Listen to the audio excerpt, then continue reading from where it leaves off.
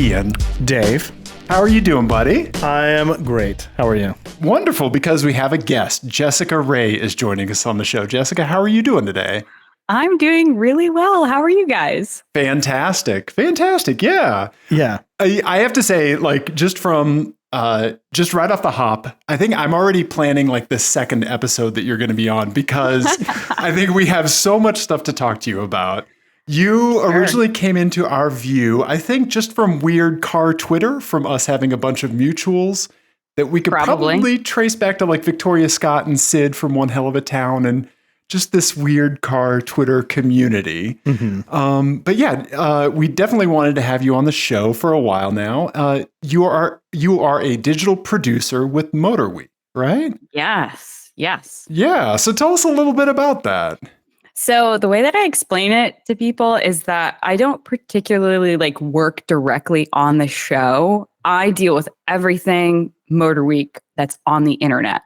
So It's kind of my job to manage all of that. I would say like 95% of it is me. If you see something related to MotorWeek that is on the interwebs, I had something to do with it. Okay. That's amazing, because there's tons of MotorWeek stuff on the internet. Yeah. We try, especially as it's such a staple in the automotive community. I mean, truly is.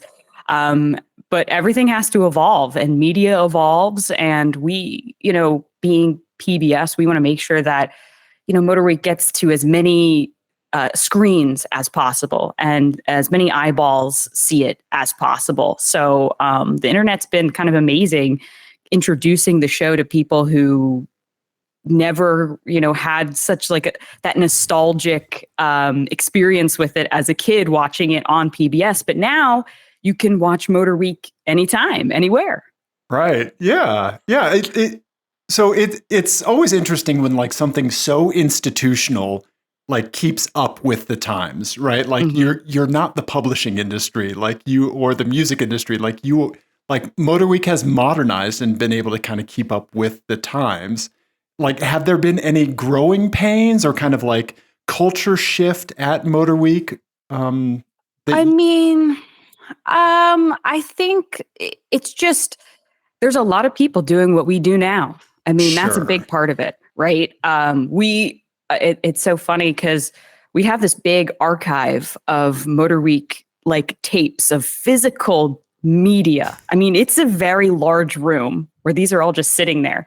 And there's been times where I've like been bored and I comb through the tapes and you're looking at them and they're from, the 90s or the early 2000s. And even just like talking with some of my bosses, it's like once upon a time, we were the only people who went on a press event and brought a camera. Right? Now, everyone goes on a press event. Sure. Everyone brings a camera, even if you are mostly a written publication, people still bring cameras and are doing video reviews. So that's part of it. Now there's like competition, I should say, but we're still an outlier in that we're PBS and we're public service. We have no ads, right, on any of our content. It's all free. So there's that. But that's definitely, I think, the biggest thing now is just like timeliness, right? With like first drives. Everybody's got to get the first drive up the minute the embargo lifts, right?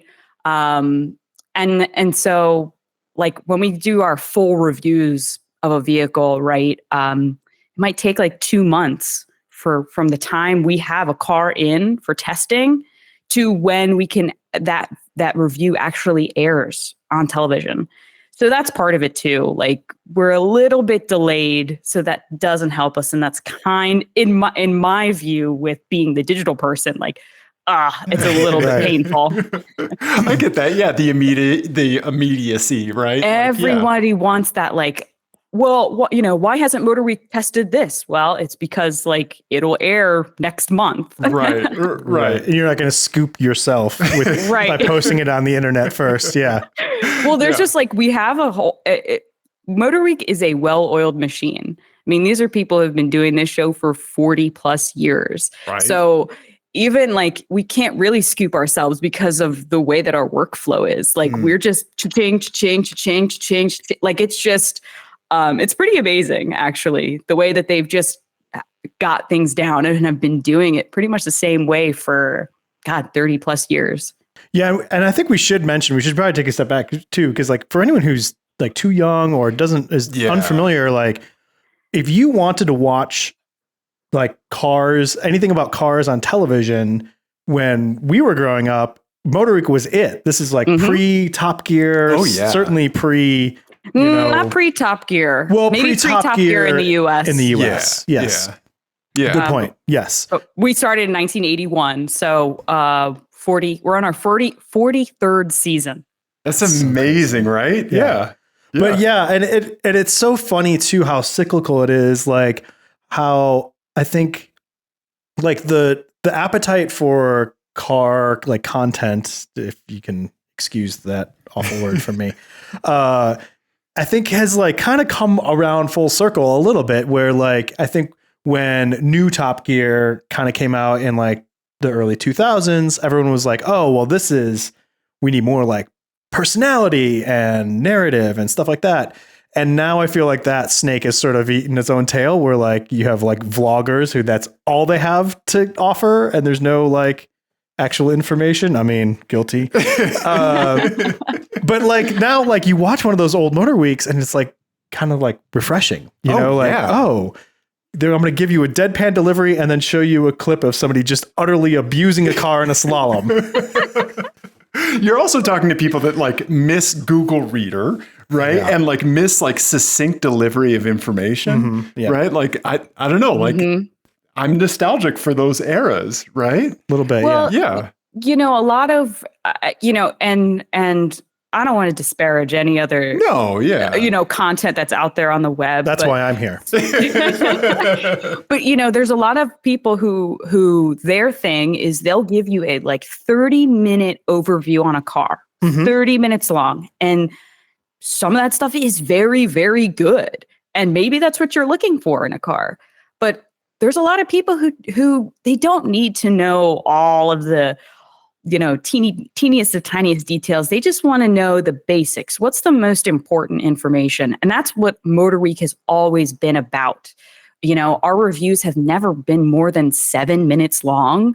Even in they were a little bit longer back in the day. We kind of fit somewhere around 5 to 6 minutes for our full reviews. But we've just always, our goal has always been, to be just succinct about it. And I think there's a lot of people who appreciate it, and it's just more digestible. You can learn so much more about so many more cars in a short period of time, which, we're meant to be kind of like a car buying resource. And so, that's one of the things I think I'm really proud of that we've kept. That's been like a really core tenet of the show, and we continue that today. Yeah. And it's amazing though that like the voice has stayed remarkably similar, like as you said, over 40 years, and all around you, all of these other like lanes have sort of opened up, and you guys have kind of just occupied that one but done it well. Like it's pretty cool to see.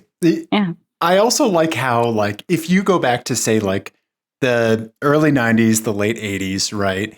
If you watch a movie from that time, the opening credits might take like 12 minutes or something, right? Like people just had time, and like things were so much like they were just so elongated. And then like MotorWeek, just bam, like you said, like when you guys were doing a long thing, it was like 6 to 7 minutes. Like you guys, were like, man, like this is a long one for us. How long is it? 7 minutes. Oh my God. Yeah, it's funny you mentioned that too, because one of the things John will say when we kind of like do retrospectives and look back on the past is like how editing the show has changed, which like we used to have these like long drives where like the car like 30 seconds, and then we'd hold on the exterior like a rear quarter of a vehicle for like a solid 10 seconds. And so much so that we had to like turn the blinkers on to make it interesting, right? Like, but now we like everything is just much more faster, more fast paced, where we do like way more cuts. So it's really interesting to see how like the format pretty much has remained unchanged, but like the face of it has changed just slightly. Yeah. Well, part of that just the technical thing of like having to edit tape was just, it's harder to do cuts when you're editing tape. I think it was just, I mean, if you, it's just a style thing. I think it's just a style, right? Like Okay. Dave mentioned, it's all like when you watch an old movie, everything is longer. Yeah. Everything is longer. And now we also have like more technology. We have sliders and gimbals and all sorts of cool stuff. So we can like put movement in a shot instead of it, like just sticking it on a tripod and like grabbing a shot of something. So yeah, part of it's big style. And like now people want like fast cuts. Right. It doesn't keep their attention otherwise. So yeah, I'm glad I'm glad we have adjusted with the times with that. Yeah, I've checked my email 4 times since we started talking. Yeah, I do want to call back to the giant archive room that you have, because I think I speak for both of us in saying we want to go to there. Like that is blowing my mind that we just walk into a room and like the entirety of MotorWeek is there. Yeah. It's not very pretty. It's in a basement. That makes it better. But it is a very, you have to keep in mind, let's see, for the most part until, COVID, I think COVID time, we mastered everything on some sort of physical media. So every episode was mastered on either film, tape, or disc. Wow. Okay. So there's also other parts of the building where other things live as well, but a majority of it is down in what we call the MotorWeek archives. And so we have film reel from like the first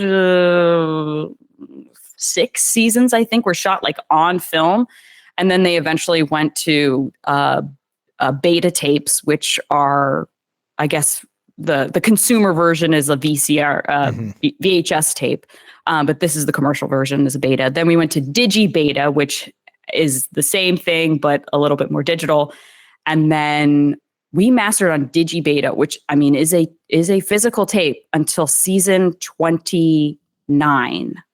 So that would have been like 2009-ish. So like around the time that everyone went digital, that's when we went digital. And so our retro reviews, which we post old reviews of MotorWeek road tests on our YouTube channel every Thursday and Sunday. We actually, when you have to digitize one of those tapes, you do it in real time.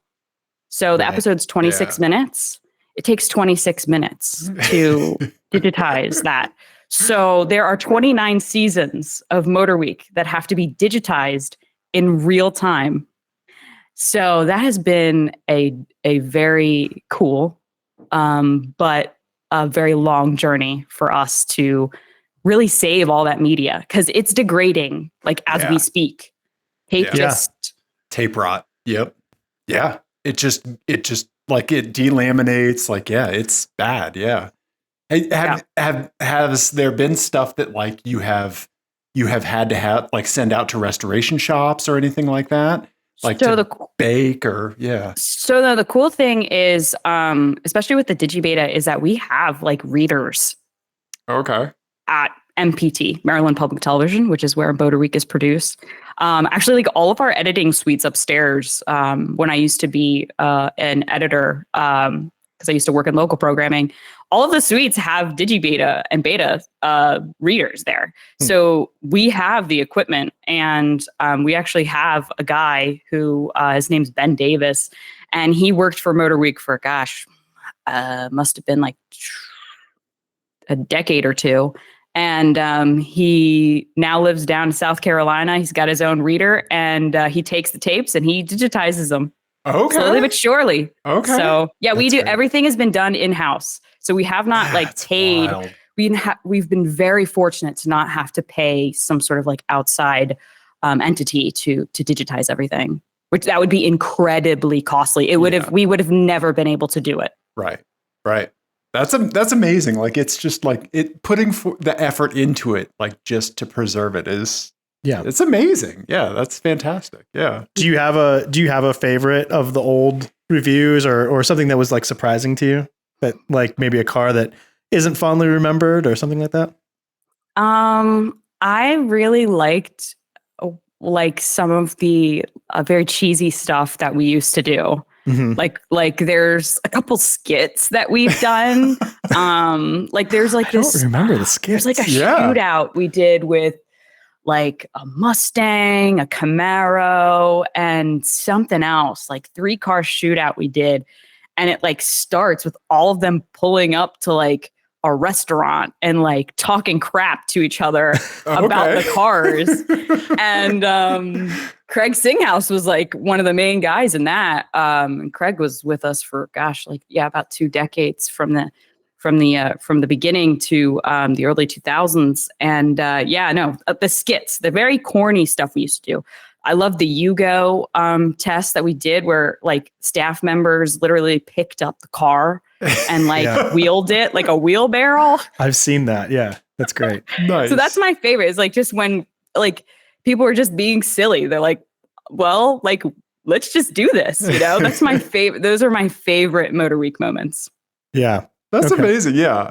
I love like the PBS silliness, right? Like, like there's just a special, I don't know. It's so wholesome. Like it's very like, because you just know there's a tote bag just off screen. It's all going to be okay. Yeah. Right. That's how PBS is, right? Like if you just swung the camera around, Bob Ross would be on the other side. Yeah, right? of course. Right. Of course. Yeah. No, that's amazing. That's amazing. Yeah. So, kind of wanted to dig into like some of the nostalgia bits with you, because I think that for anybody who's not following you on Twitter, they definitely should. We'll put a link to your Twitter bio awesome. in the description, obviously. But I think that there are 2 kind of subjects that that you tweet about every now and then that kind of like tie into nostalgia, and I love seeing this stuff come across my feed. So one is your Ford Maverick, because I feel like that there's like a very kind of nostalgia twist to your Ford Maverick. Like, can you talk to us about like the whole decision-making process and all of that for a Ford Maverick? Yeah. So I have never bought a new car before. I should say that. I've only owned used cars. This will be my first new car purchase. But when the Maverick came out, a lot of buzz around it being like this hybrid under $20,000. And that was like, to me, was like the hugest factor in it totally piqued my interest. And so we tested it, it was a while ago now, because it came out in 21 for the 21 model year. So yeah, we tested it a long time ago. Anyway, so and we gave it our car of the year. It was the MotorWeek car of the year. Wow. Okay. John Davis loved it. And I was like, whoa, okay, this is cool. I drove it. I was like, okay, I can live with this. And I haven't driven the hybrid though, which is the one thing. I've only driven the EcoBoost. So, but it'll be fine. So what did you order the hybrid?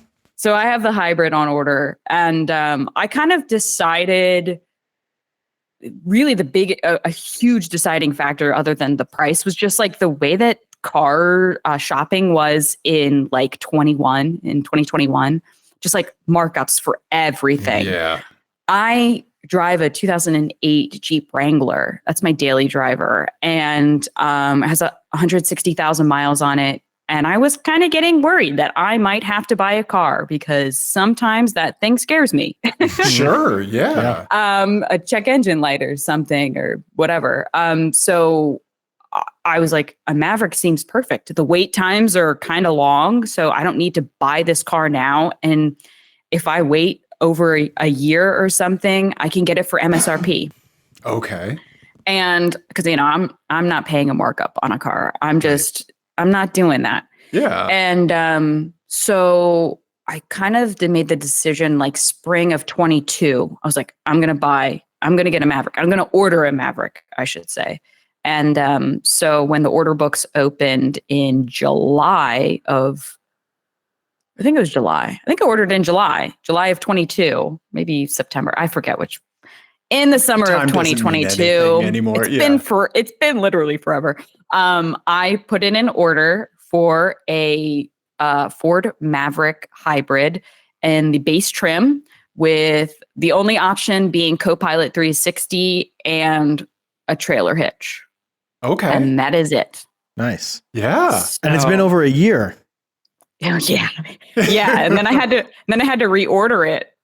And then I had to, no, maybe so I ordered it in September 22. I had to reorder it in July. Okay. Because the model year, it was like, we don't know if it's going to be built in 23. We need you to reorder it for 24, just in case it's not built at the end of 23. Okay. I was like, okay, whatever. And so I finally I reordered it, and then I finally got a build date, and it's being built as we speak right now. Oh, that's so awesome. That's great. Yeah. Yeah. Right? So you're going to get it by the end of the calendar year, maybe? I mean, it'll probably take a week or two to build, and then it's built in Mexico, so it will be a little bit before it makes its way up here to the mid-Atlantic. But I'm guesstimating 4 to 6 weeks. So, but then like holidays are coming up, so it might be here before the end of the year. But I'm also like, flexible. I don't need it immediately. So, yeah, we'll see. Yeah. Like, I'm a huge Venture Brothers fan, and like they took forever to put out a season. I was just comfortable living in a world where I knew one was going to come eventually, right? And I feel like that about like you're there with your Maverick, like you're okay, like you just know it is going to happen. Yeah. Yeah. They've got my order in there. I mean, so I've got a window sticker, so I've got to talk to, I do want to like call the dealership and when it gets shipped, to just kind of like square things off with them. I don't know if you guys know, just like Ford dealers have just been pretty notorious for being horrible about this entire process for Maverick owners. Didn't know anything about that. Yeah. Well, so I specifically I actually picked a dealer that it's 2 hours from me. Oh, like it's back in my hometown where I grew up, and because I know the finance guy there, he and I went to high school together. And so I reached out to him before I placed the order, and I said, "Oh, I heard your dealership is not marking up custom orders. Is that true?" He said, "Yes, we don't mark up custom orders here, because that's what was happening. People would go to a Ford dealer, order it, it'd be built, get to the dealer, and $3,000 ADM. What? Yeah. Oh, Ford had to like crack down on like IDs originally. So this is kind of interesting. I ordered a model year 23. And so what they did was, and this is why I had to like, they didn't immediately trigger a rollover. I had to go and roll it over myself, is because dealers would just like order a bunch and like to no one's name. Okay. Hoping that they would get a ton of Mavericks that they could sell at a $10,000 markup. Right. The Taylor Swift tickets of the automotive world. Literally. Okay. I'm telling you. Okay. I saw, this is like a year or something ago, somebody bought a first edition Maverick. So it's like the Rapid Red or something with the cool decal for like $50,000. 50? Okay. Yeah, that's like double. Well, like MSRP, like a loaded first edition MSRP, like 38 or something, and they spent $50,000 to get that one. That's crazy. That's nearly a first edition and a base model. Right. Yeah. You could buy two. You could buy two base Mavericks for that. Yeah, that's crazy. Like actually, kind of optioned out. Like So I had to. So I was very picky about who I wanted. to be my dealer. And I've had talks with the sales manager. They're really cool dudes. They also know what I do for a living. Like I went on the launch of the new Mustang and they were sending me paperwork to sign to like roll over the Maverick. And I was like, sorry, this was late. And I sent him a picture of me with like a new Mustang GT. Like, and he's like, oh my gosh, I haven't even seen one of those yet. You know, that's cool. So I had to showboat that a little bit. Yeah. Well, plus the implication there is like, if you screw me over, I'm going to blow up your spot. Like, like I'm going to let people know. Yeah, I wanted to be nice about it, but just kind of like hint, like I know what I'm talking about, right. And like I know the tricks. Like I know the tricks. Yeah, for better or worse, you know the tricks. Yeah. Okay. You just need a friend to like go to the dealership with you, and then like as soon as you leave the room, you'd be like, she'll fuck you up, right? Like, did you pat her down? Yeah. She has a baseball bat. Yeah. It's actually funny because my dad is going to be the one who's going to come with me to help me through, bring me to the dealership. But he is probably like more excited than I am about this Maverick. Okay. Like he thinks it's like the coolest little car. Yeah. He was even thinking about getting one for himself, but he's not in like a point in life where he really needs anything like that. But he's like so excited. He bought me last Christmas. He bought me like this really cute Ford sweatshirt. Like he's so excited. It's because dads love a small pickup truck. Yeah. Like it's a thing. Right. I guess so. I love my dad. He's not particularly handy, but I guess I think there's something that's just charming about the Maverick, and the price. I think the price cannot be beat. That is, whatever, cool to hybrid, whatever, around $20,000. Like that's huge. Crazy in today's market. Yeah, for anything with a truck bed, right? Like we're living in a world of like $90,000, Rams and stuff like that. Like, well, and I think small pickups just like look cool in traffic. Yeah. Like I saw an old Chevy Love yesterday. Oh my God! And like my dad had one in light blue. It was a light blue. Yeah. Ooh. Yeah. It was great, and it looks so cool in modern traffic because you're used to just seeing these behemoths. Pickup trucks. Yeah. It's so much better. Yeah. My first two pickup trucks were Nissan pickup trucks before they even were Frontiers. They was the hard body Nissan pickup trucks. I'm vicariously living through you with your Maverick. Yeah.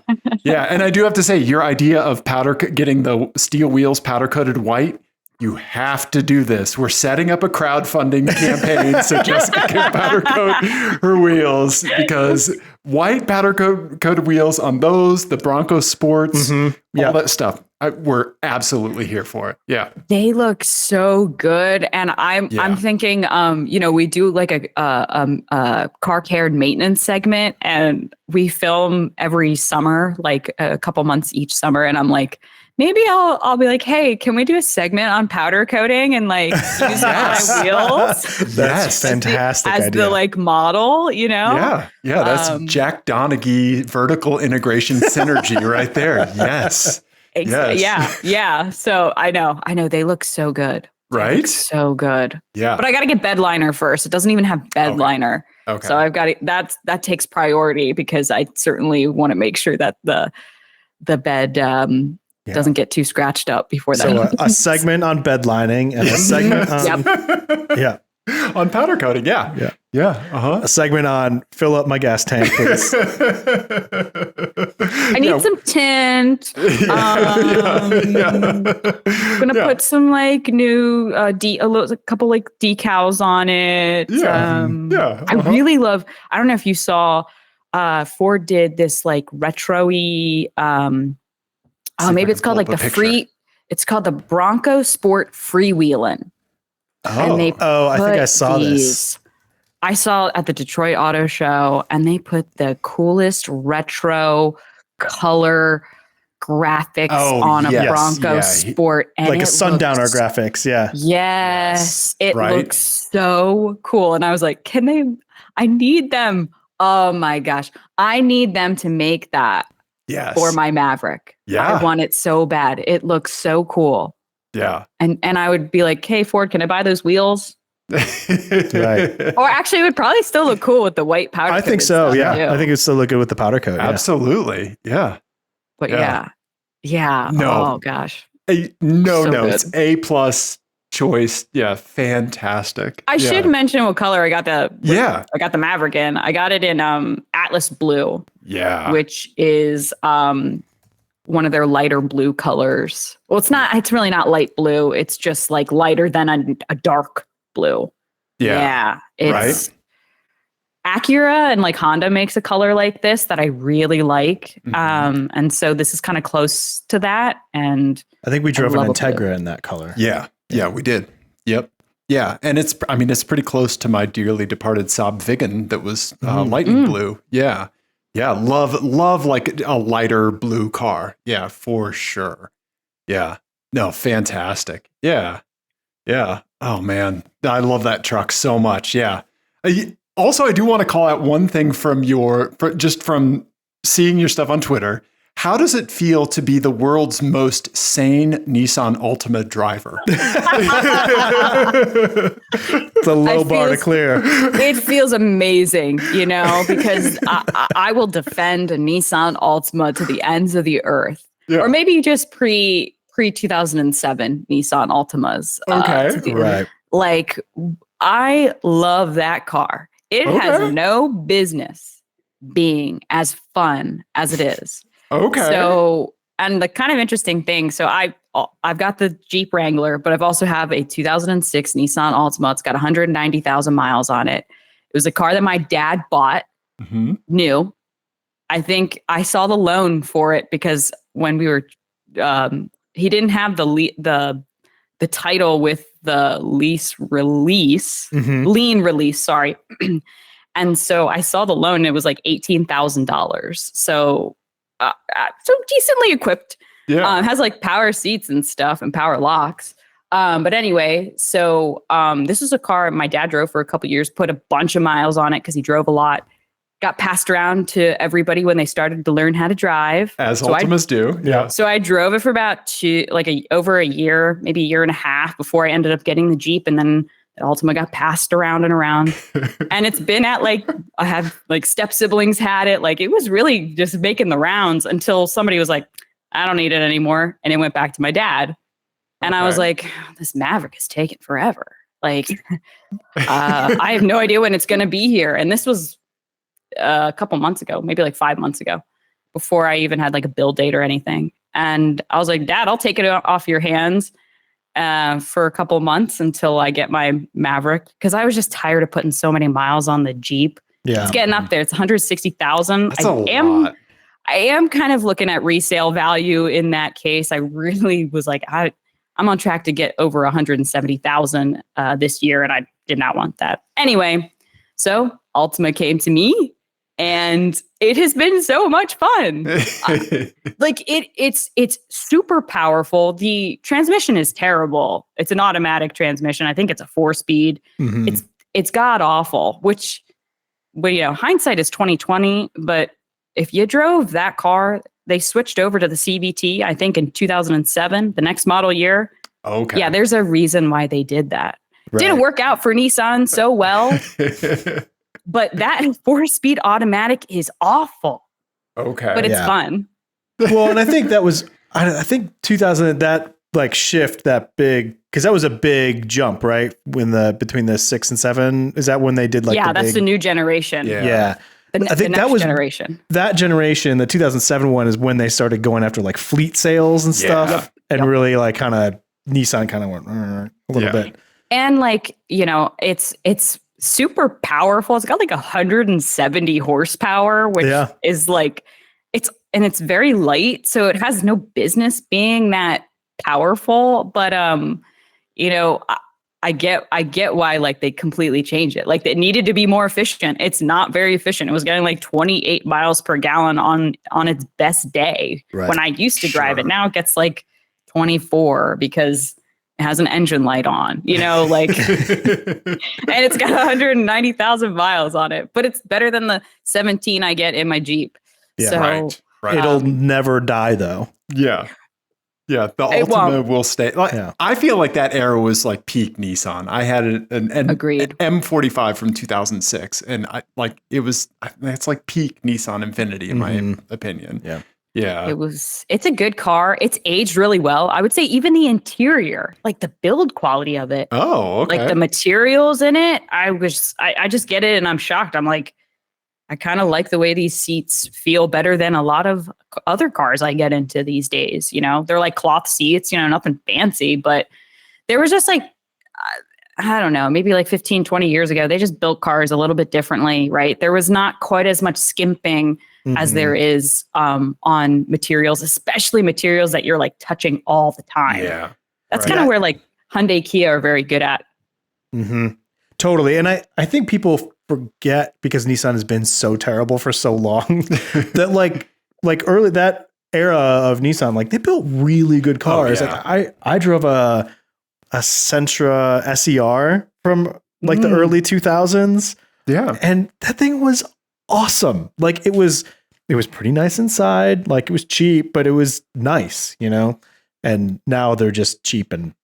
Yeah. They're kind of trying to make their way back into that, like offering a little bit of a better quality than some of their competitors and a little bit more options at more of that bargain price. They're like slowly but surely like redeeming themselves. I think with the Pathfinder that I drove probably last year, I felt like they're on a path to get a little bit, to make leeway back into what they used to be. Yeah, I hope so. Yeah.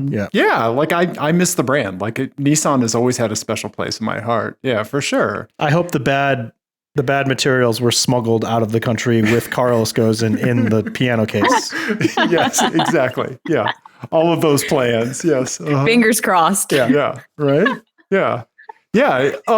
So I think. Oh, so go ahead. Well, the other nostalgia kind of thing that I wanted to hook into is another thing that people who follow you on Twitter will be familiar with, is that you have been rewatching the television series Moonlighting. And like I haven't seen it since it was on the air. So I am eagerly anticipating rewatching it. I've only seen the first like 5 minutes of it, and then my parents would like shove me out of the room. Yeah, it was not appropriate for you at the time. It was barely appropriate for me. Yeah. Yeah. But like I just wanted to talk through like a little bit of like kind of going back to those older TV shows as automotive enthusiasts, as television enthusiasts. Like, what have been some kind of your standout experiences, or like what has made you enjoy the hobby of television watching, like from that era? Oh, I mean, the like behind the scenes and like the production aspect of it really interests me, because television specifically at that time was I hate using the word primitive, but it was kind of primitive. Right? They don't have.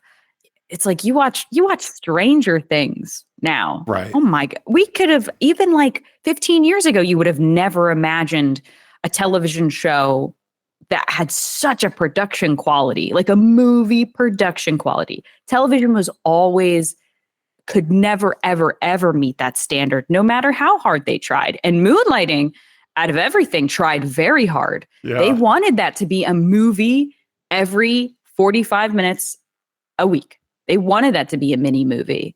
And that also like bit them in the end, because they could never produce enough episodes of the show. Right. They were constantly in reruns. But yeah, the production aspect of it, like really analyzing it and seeing, how did they do this? How did they do that? That is, and specifically with Moonlighting, like they had like these insane chase scenes that I'm thinking like, how on earth did they film this? Right. Like in I think it's the first episode, like when Maddie is like, she's hanging off like this clock tower, and they're doing some pretty insane stunts for a show in 1985. It was cool. It's just cool to watch. Yeah. Yeah. No, I'm glad it's finally back on streaming. I need to rewatch it. Yeah. I finished. I couldn't help myself. I just ran right through it. And I was like, I finished it like last week, and I just was thinking about it all week. I just couldn't stop thinking. I almost have to rewatch it again. Okay. I need to just go over all of it all over again. No, I love that. I love that. Yeah. No, it like, it's just so nice that like we're able to enjoy that stuff like through these new lenses, right? And like, I don't know, like it's fantastic. I'm really I love that like you were tweeting your watch along and stuff like that. It was awesome. It was awesome. Thanks. Yeah, for sure. No, it's so great to see that stuff in new light and enjoy it now. Like, yeah, I don't know. I dig it. Specifically Moonlighting 2 is I'd heard of it, but because I was non-existent during that time, and really, unless you lived during that time, you probably didn't hear of Moonlighting. It's a show that should be in like the history books. Like it should be up with some of like the top shows that you can remember from that era. Like the Cosby Show was going on at the same time, right? Why is it not in that same vein? And it's because like the show faded away into irrelevance because of all the issues that it had surrounding it. And so like, and that part of it is really, really intriguing to me. I need to do like a 7-part video series on like Moonlighting, what went wrong. Yeah.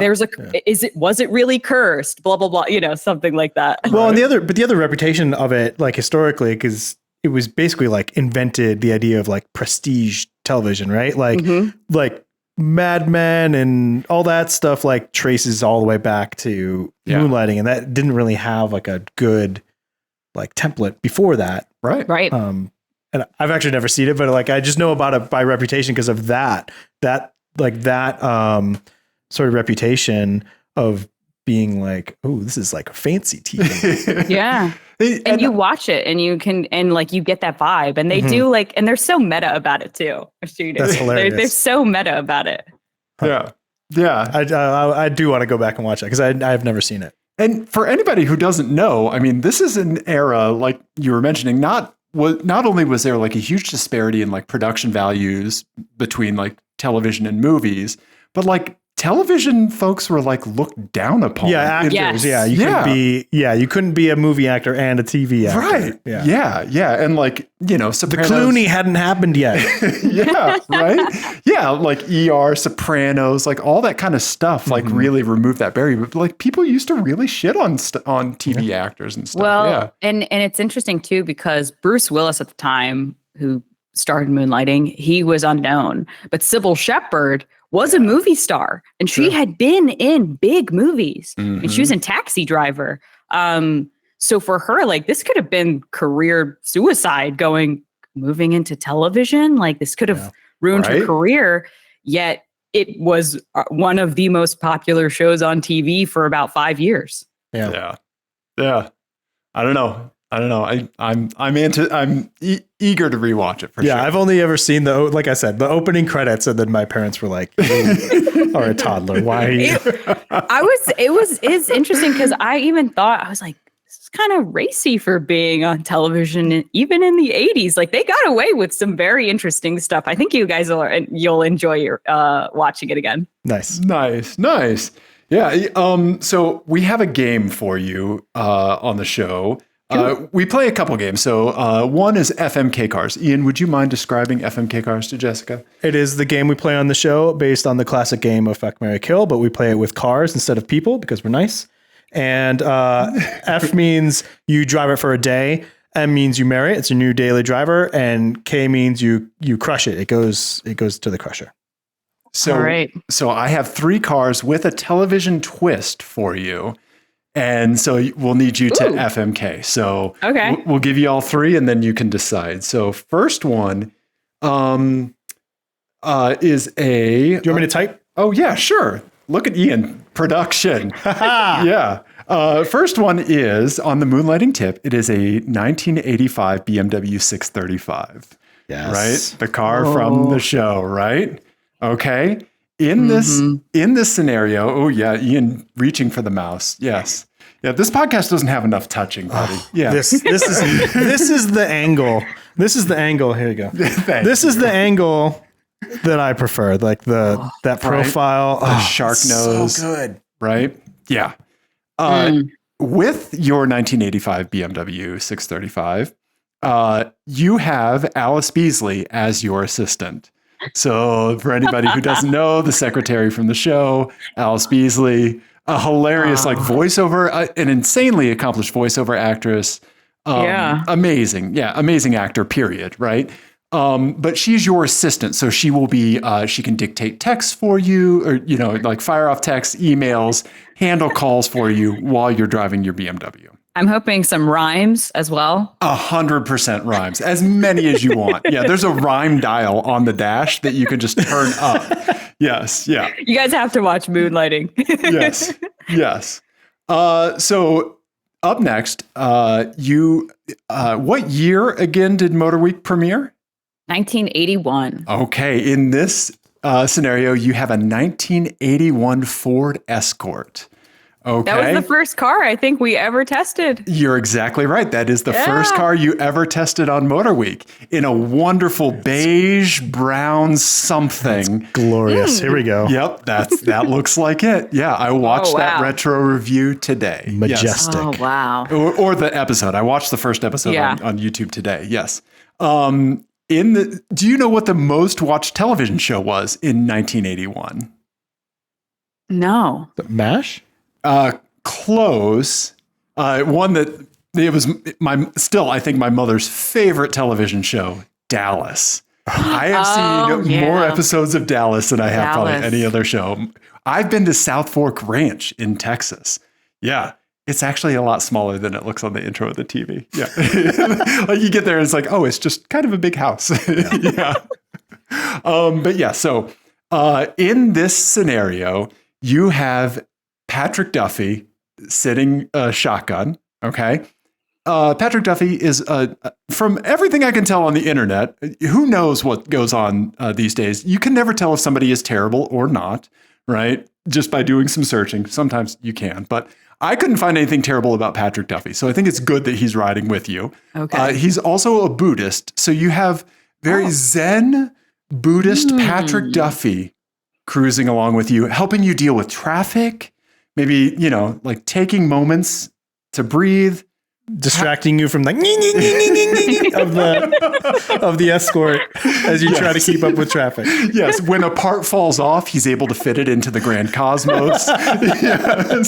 Yes. Okay. All right. Then lastly, 1982, Ford premiered the Ranger pickup truck. It was in 1982, they launched it for the 83 model year. So you're getting a 1982 Ford Ranger pickup truck. I think this is the correct color scheme, right? With the stripes. That is a very cool one. Right? I like that red stripe. Yeah, right? Yeah. So another show that premiered in 1982, Knight Rider. Okay. In this scenario, you have an appropriately drunk David Hasselhoff, just a nicely drunk, a buzzed Hasselhoff. Yes, not something you have to manage. Right? Is this going to be a problem? No. And he's just, if you get hungry for a cheeseburger, he has one ready to go for you. Yes.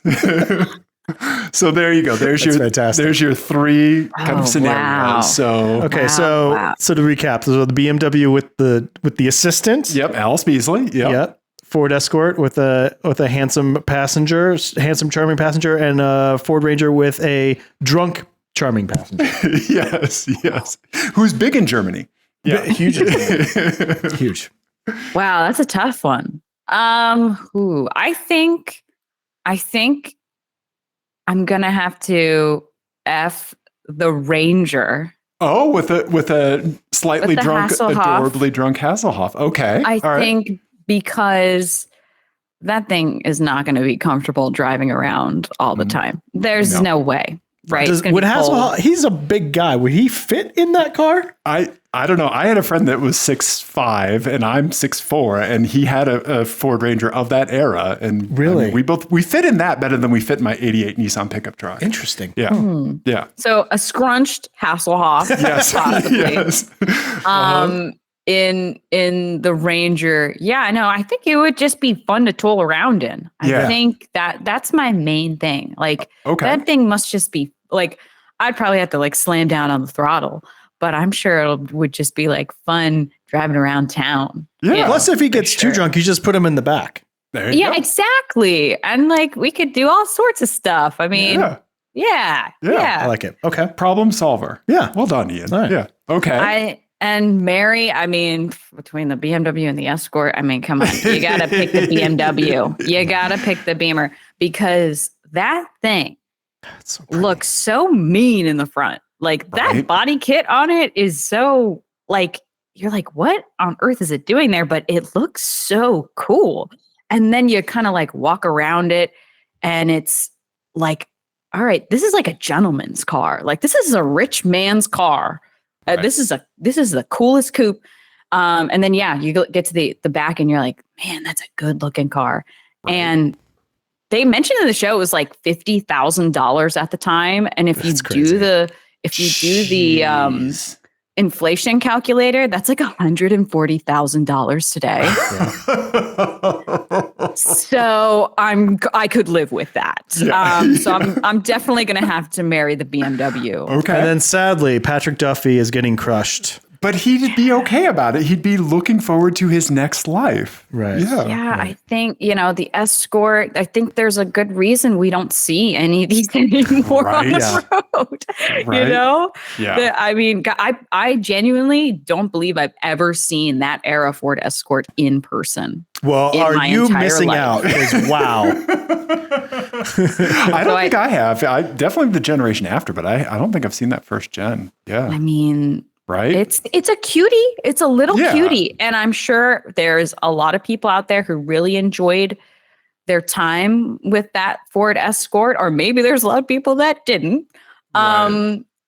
But I think I'm okay with killing it. Someone's got one in plastic with like 20 miles on it. Yes. You know, right? I wonder if Ford must have one. Ford must have one. They have to. They have to. They didn't scrap it for parts or sell it for scrap. Yeah. I was to say, did it live the 40 plus years that, a lot has happened since then. How bad do you want to go to Bring a Trailer right now and look for Ford Escorts? Yeah. If you want to do it, that's okay. Yeah, that's okay. I was gonna go back to the BMW because I think you did extremely well with your choices here. This is exactly what I would do because this BMW is a top 5 all-time car for me. Like I have been obsessed with these for years. They're just so ungodly expensive still. Well, they're not. I mean, like when you think about Bring a Trailer and cars and bids and the prices that you see some cars go for, this car doesn't go for like that much. Considering I think and I think I saw some auctions where it was like you get one, kind of higher mileage for like under $20,000. Like to me, that's not crazy expensive for an older car kept in nice condition. Yeah. Because, when people are searching for cars like that, it's because they want that car. Right. That specific car. They're not looking for a car in a budget. Right. Yeah. Yeah. And so it's like, they know that, obviously you're not going to get, there's no car now for like $5,000. It just like doesn't exist anymore. I think if you can get like what you're looking for like under 20 grand, to me, that feels a little bit like a deal. Yeah. No, it's a good point. Yeah. Yeah. That's hilarious. Like to think that we've lived through the time of like $5,000 or $3,000, like Nissan 240 S 13 and 14 chassis, like stuff like that, like Toyota 4Runners for $3,000 or $4,000. Like, cars that like people were just like, I want to get rid of this. And now it's like, I know what I got. I know. Yeah, exactly. The one that blows my mind all the time is the Grand Wagoneer. Like, because those were like sub $1,000 cars for a long time. And now they are insane. Like, $40,000-$50,000 is like not uncommon. I mean, to tie it back to nostalgia, like this is the bad side of nostalgia because those cars suck.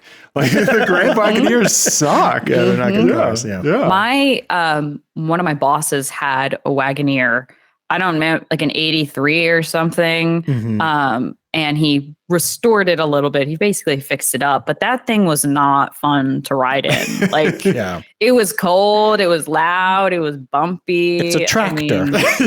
Basically, yeah. So I mean, they look cool. They sure look cool. Yeah, I know.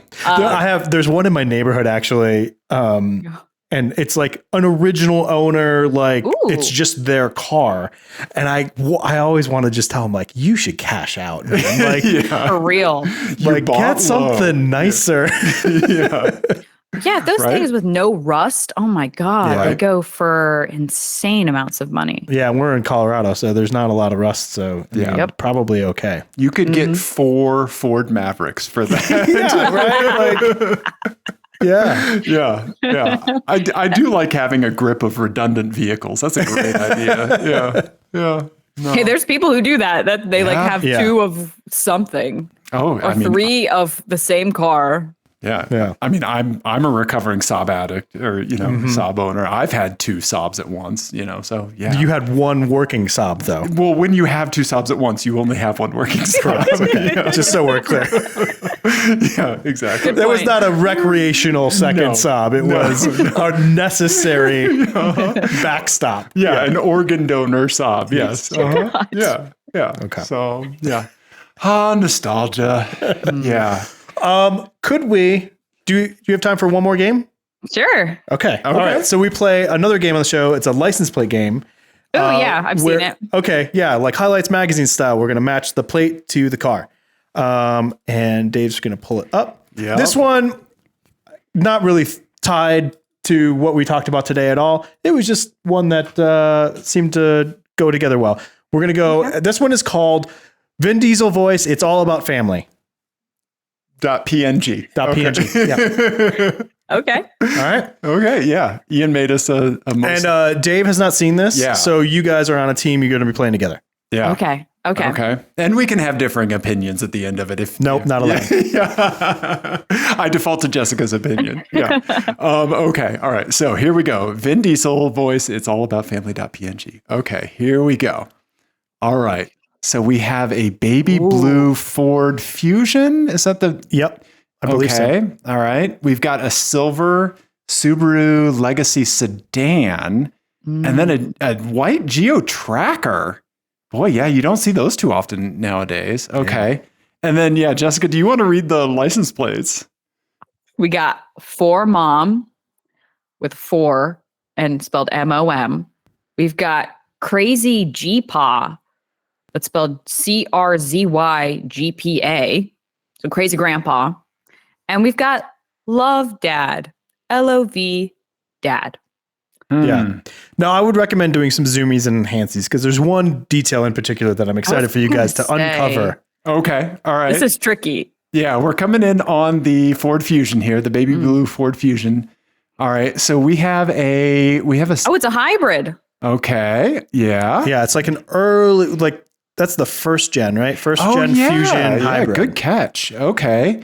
And then there's a commercial decal on the side. What does that say, Ian? It says something garage, I think. Okay. Okay. We've got another little decal at the bottom left of the trunk. I believe that's a dealer decal. Oh, that's just the dealer? Yeah. Okay. I would also like to call out that potentially the back lock has been punched out because I assume that corroded with water damage or something like that, right? I didn't notice that. Good catch. Yeah. But I mean, look at it. To Jessica's point, it is the hybrid. It's got parking sensors. Yeah, it does. Right? Yeah. I think this car was actually very well equipped, if I'm not mistaken. I feel like Ford this was actually a decent car. Okay. I could be wrong, but I feel like somebody mentioned to me recently about how some of these technologies, like Ford was putting them in a lot of their even baser cars around this time period. Yeah, and this first gen Fusion, this would have been early mid 2000s, right? Because when that facelift one was 2010s era. I think so. The Aston Martin front. Yeah. Okay. All right. That's interesting. Yeah. Then we have the Subaru with an Alaska plate and a sticker that says No pebble mine. no pebble mine. I don't know what a pebble mine is. What you use them? It's a mine for pebbles. It's what it is. It's exactly what it sounds like. I've never heard It was of a pebble so mine. I took this picture and there was signs about this around this part of Alaska that I was in, and they were going to put in a pebble mine, and people were upset about it. Oh, okay. Oh. Yeah, but literally, it's like mining for pebbles that you would use in like landscaping or something. I think. Oh, Okay. right. Okay. Gotcha. One thing I always love seeing on a car is the blanked out second exhaust where the Yeah. dual exhaust would go on other models. Just that plastic snap. That So sad. Yeah. There's a factory line worker that was just wanting to snap that out, right? Like, and it kills them every time that one of them goes through. Yeah, couldn't spend the extra. Wah, wah. Yeah. There's a pinstripe on this too. Look at that. Oh yeah. Okay. Oh, Somebody, that's nice. right? Getting a little faboosh on their legacy. I miss when they used to do the pinstriping. I love a Do nice ya? pinstripe. Yeah. Oh, yeah. I feel like your Maverick would take to like just a very like minimal like pinstripe very Oh, well. yeah. Like a white, or a gray or something. Mm-hmm. Perfect yeah. segment for the show. Yeah. Oh, yeah. Oh, yeah. Yeah. Yep. Custom pinstriping. Yeah. Okay. And then lastly, we've got the tracker. Okay. All right. The top's a little worse for wear. It's got some rust, but I mean, it's a geo tracker. That happens. And then there's a funky license plate frame. So this is what I was talking about. So the license plate frame, if you can't tell, is bedazzled mostly. Okay. But then has red like pumps. Oh, The heels, those are the shoes. heels. They're big heels. Okay. Yeah. Gotcha. That's Okay. so Which tacky. I love I've it. never seen that before. I've never seen that license plate holder before. Yeah. Yeah. And No, I'm here I don't think I don't know the last time I saw a geo tracker. Yeah. Right. True. Yeah. And Jessica, the automotive hill that I will die on is that you have to have a license plate frame. Like for some reason, I don't know why. Like Ian Doesn't make any sense like, to me at all. Oh, wow. I would put the red heeled bedazzled license plate frame on my cars before I rolled no plate. The Pep Boys have children to feed. They do. Yeah. Yeah. Wow. You Tight must frames. spend $1.50 at Pep Boys, otherwise your car is incomplete. I don't share this view. I say I'm kind of a license plate I'm a little bit of a hater of the holders. I'm I with don't you. like Oh, them. the frames? Okay. The frame, sorry. Yeah. Okay. I don't like them when they block pertinent information. Sure. But I think they're funny sometimes. Yeah. Yeah. I love the Ohots I love terrible cars one. I've wanted to put one on the Altima.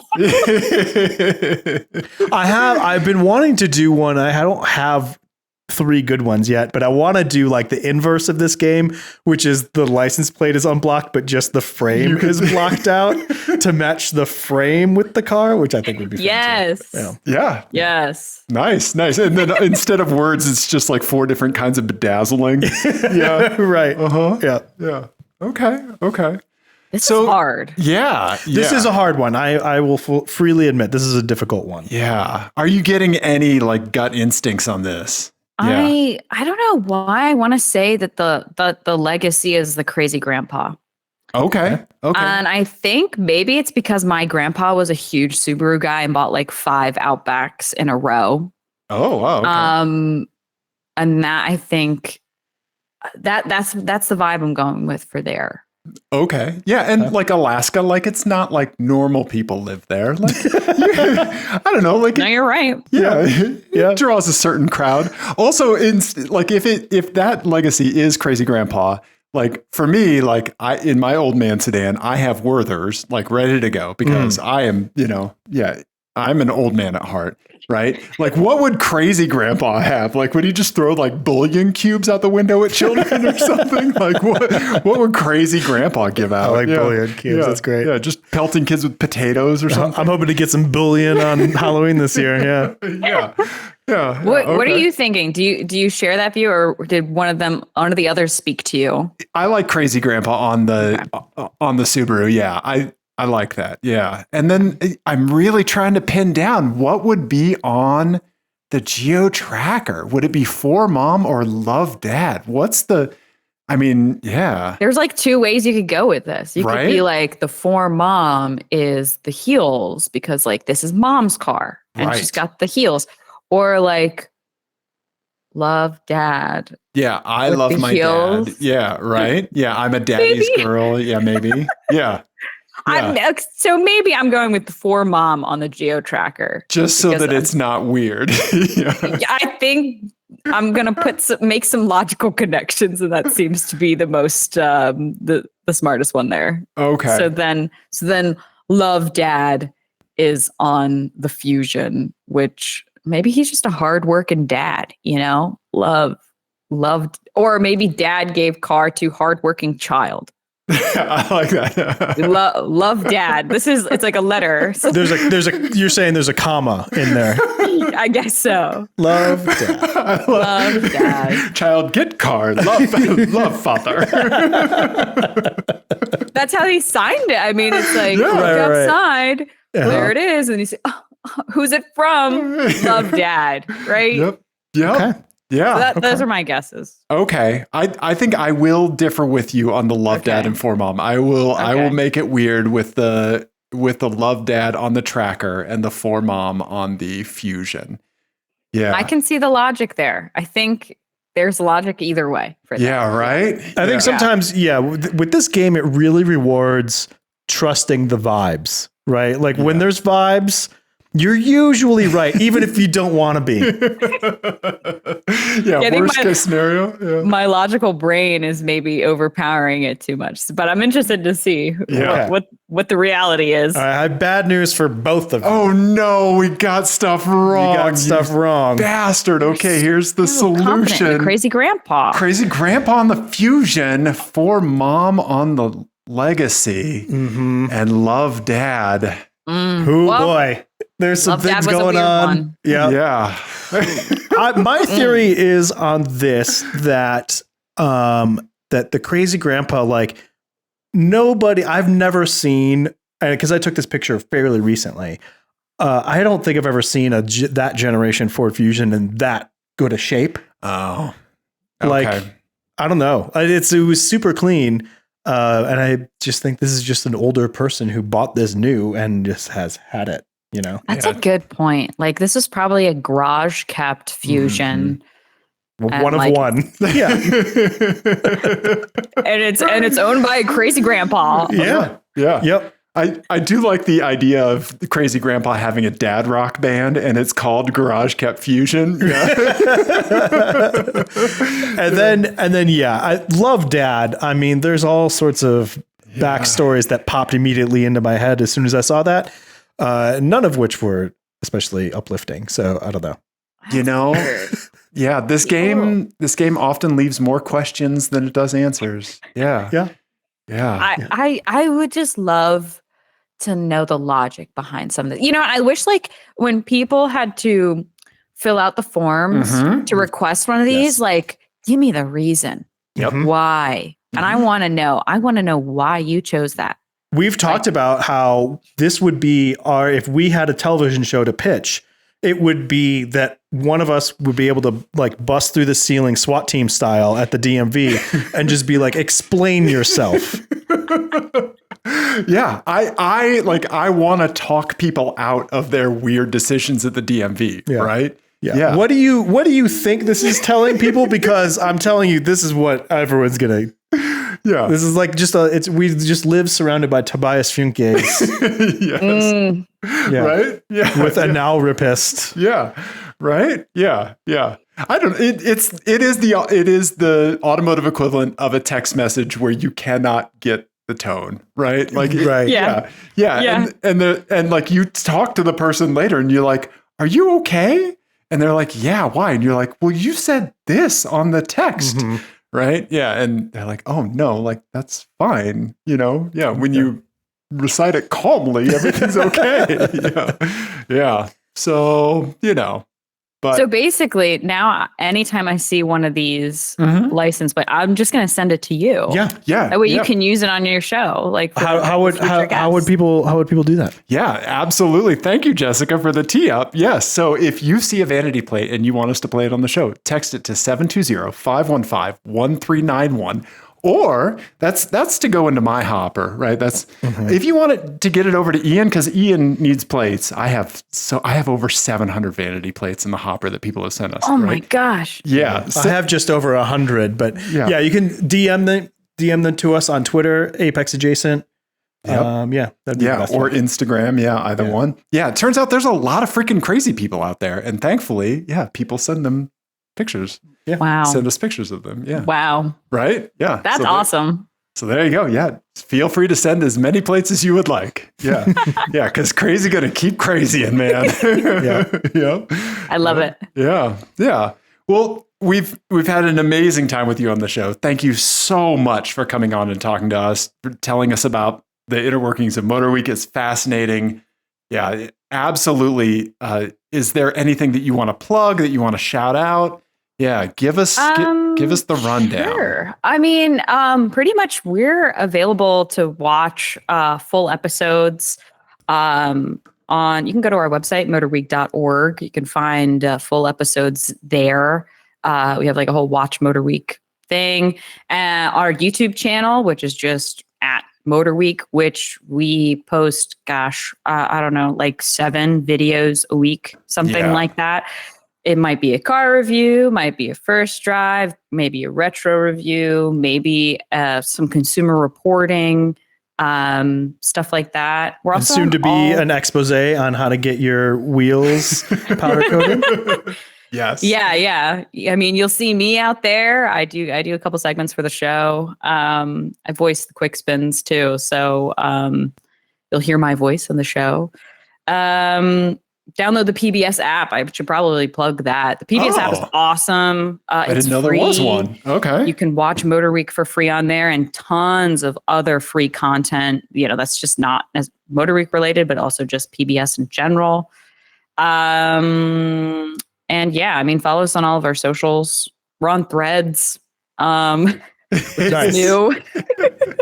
I'm kind of figuring out how to post on there. But yeah, I mean, there's never a downtime for us. So pretty much we have automotive content all the time, all year round. So just, anything. We got the latest, whenever you need it. The latest, I like it. The retro stuff. I watched one about a Ford Merkur XR4 Ti the other day. Yeah, reclining rear seats. Did you know they had reclining rear seats? I did not know that. Yeah.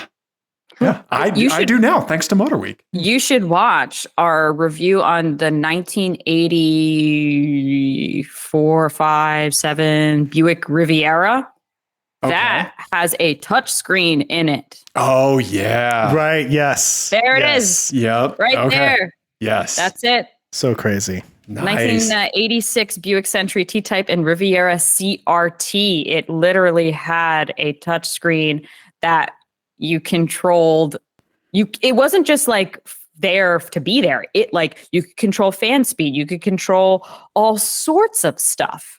And there are cars out there today. Like if there's still those Rivieras out there, they probably still have the original CRTs in them or whatever. The two TVs. Yeah.